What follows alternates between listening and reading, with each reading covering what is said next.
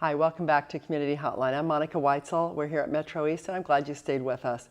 Our last segment tonight is going to be about the Salvation Army Camp Kuratli. And with us to talk about Camp Kuratli is Captain Emmanuel Masengo, the Divisional Youth Secretary for the Salvation Army Cascade Division. Thanks for being here. Thanks, Monica. Thanks for having me. Yes, it's my pleasure.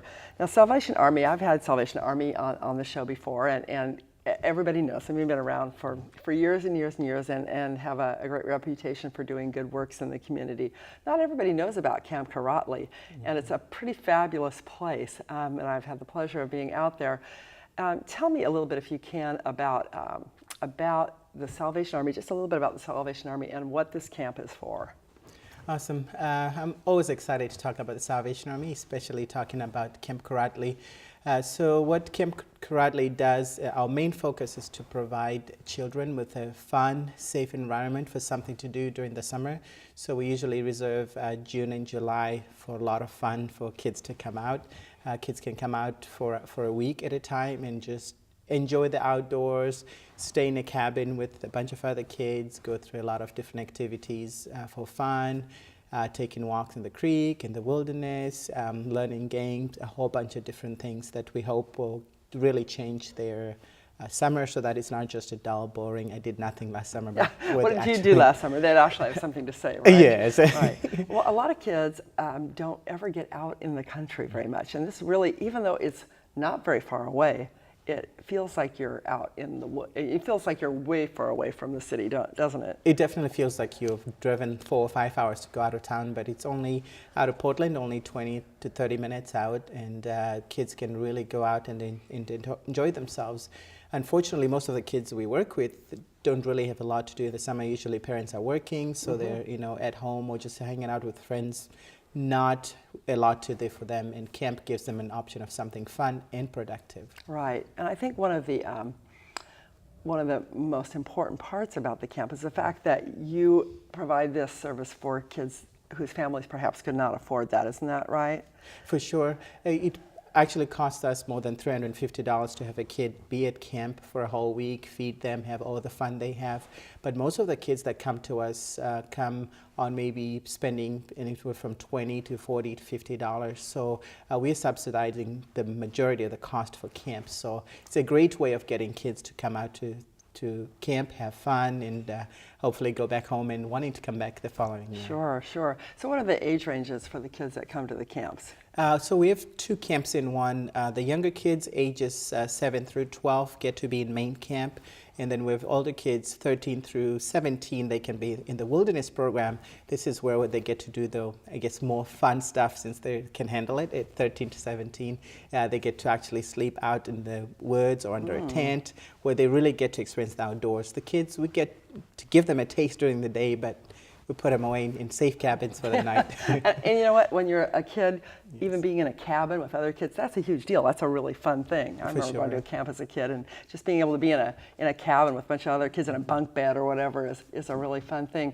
So what are some of the activities that they get to do at the camp? Lots of different things. In the morning, usually, the first thing is breakfast, which is always good to get the kids fed at the beginning of the day. But it's also a fun thing. They line up before breakfast and they just sing a lot of those silly, fun camp songs and just have a good time. If the kids raise the flag, they go in, they have breakfast. After breakfast, they usually go to a chapel for about half an hour. And after that, they usually have, we call them electives, where they can learn different things, like it could be sports, it could be learning how to sew, learning how to do a lot of different life skills that we provide for them. And But they get to choose which one appeals to them? They get to choose, yes. We usually each week have a different list of activities they can do. So kids get to, have the choice of saying, I want to learn this or that. I could learn, for example, if it's music camp, the options will include music, guitar, piano. So is there one camp that's specifically a music camp for the week? Or Yeah, so we have a few different camps. So the first one at the beginning of the summer is music camp, so it's completely focused on music. Okay. So kids get to learn either playing a guitar, piano, whatever the case may be, or could be in the choir, which is always really exciting. Yeah. During that week, you also have minors, which is really if they want to learn things like arts, like drama or writing poetry, this kind of things, which is also exciting.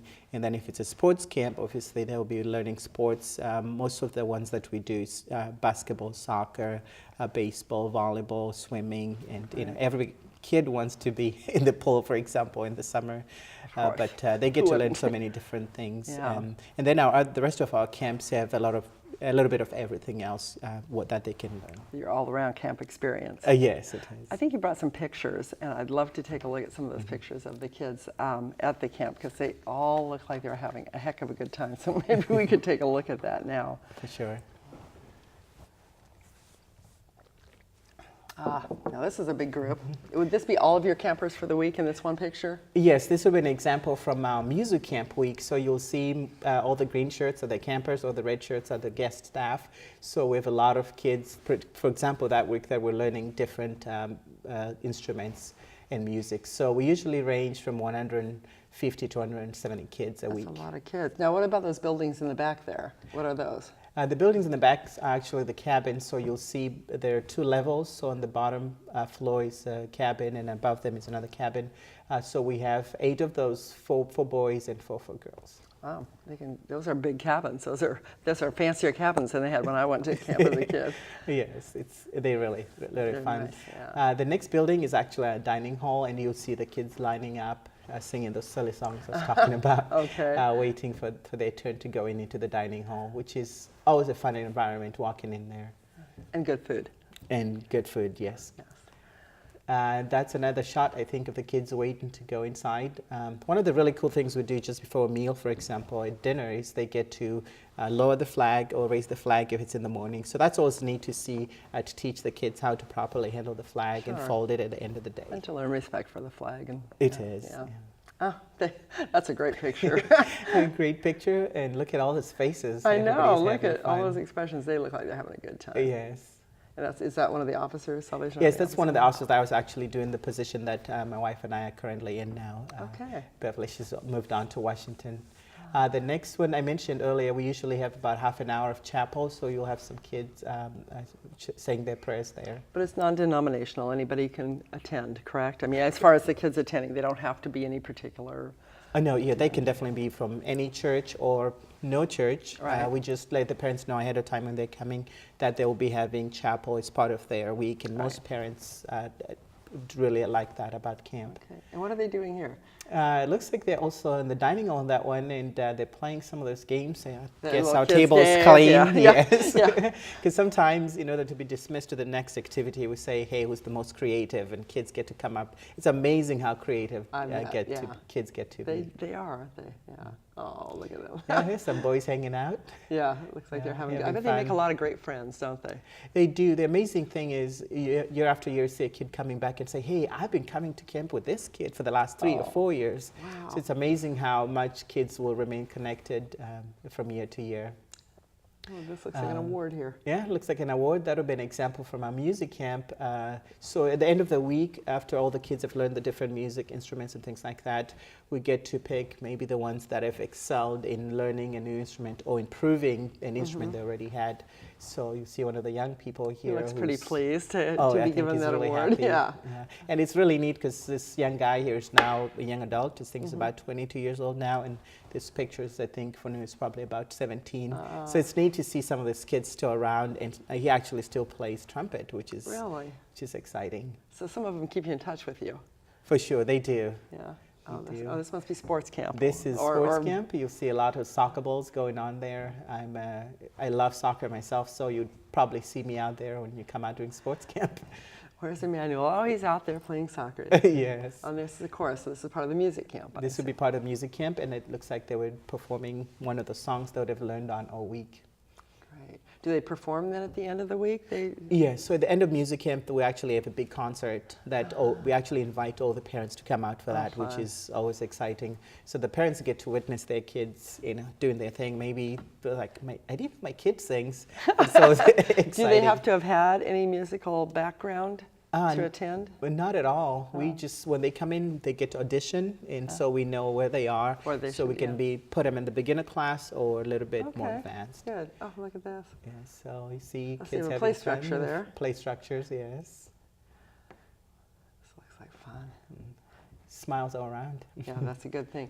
You talked about the older kids getting to do a few more things. You said the wilderness, do they call it the wilderness camp or what? We call it a life walk program, but Okay. it's really wilderness. So these are the older kids, 13 through 17. They get to, when they come in the first day, each one of them gets a backpack with their sleeping bag, all the different supplies they need.